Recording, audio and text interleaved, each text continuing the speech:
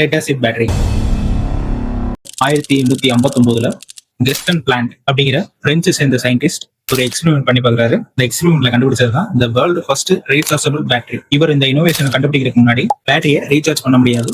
Once 100 to 0 வந்துருச்சுன்னா அந்த பேட்டரியோட life அவ்வளவுதான். இவர் இதை கண்டுபிடிச்சது மூலமா ஸ்டார்டிங்ல 100 சைக்கிள் வரை ரீசார்ஜ் பண்ண முடியும். பிளான்ஸோட இந்த design full and full lead sheets அப்படிங்கிற லெட் பிளேட்ஸால உருவாக்கப்பட்டது. இதுல யூஸ் பண்ண லெட் பிளேட்ஸை செப்பரேட் பண்றதுக்காண்டி ரப்பர் சீட்ஸை யூஸ் பண்ணியிருக்காரு. ஒரு கண்டெய்னர் ஆஃப் ரப்பர் சீட்ஸ்ல இந்த லெட் பிளேட்ஸ் யூஸ் பண்ணி அதோட சல்ஃபியூரிக் ஆசிட் சொல்யூஷன் அதையும் மிக்ஸ் பண்ணி கண்டுபிடிச்சதுதான் இந்த லெட் ஆசிட் பேட்டரி. 1859 இருந்து 2026 இப்போ வரைக்கும் பெரும்பாலும் home UPS, car, bike, online UPS இதுல எல்லாமே யூஸ் பண்றது இந்த லெட் ஆசிட் பேட்டரி தான். இதோட அட்வான்டேஜ் பார்க்கும்போது ரீசார்ஜபிள் அப் டு 300 இருந்து 500 சைக்கிள் வரைக்கும் இதை ரீசார்ஜ் பண்ணிக்கலாம். ரீசைக்கிளிங் லெட் ரீசைக்கிள் வேல்யூவும் இதுக்கு அதிகம். எப்படின்னா இப்படி 300 to 500 சைக்கிள் யூஸ் பண்ண லெட்டை எடுத்து மறுபடியும் ரீசைக்கிள் பண்ணி மறுபடியும் நம்ம 500 சைக்கிள் வரைக்கும் யூஸ் பண்ணிக்கிட முடியும். இதோட டிஸ்அட்வான்டேஜ் பார்க்கும்போது இது ரொம்பவே ஹெவியான லெட்டை யூஸ் பண்ணி மேட் பண்றதுனால சோ இதோட பேட்டரியோட வெயிட் வந்து ஹெவியா இருக்கும். மெயின்டெனன்ஸ் ரொம்ப அதிகம். டிஸ்டில் வாட்டர் லெவல மெயின்டைன் பண்ணி பார்க்கணும். And low energy density. இந்த பேட்டரியோட ஃபுல் கெப்பாசிட்டியே வந்து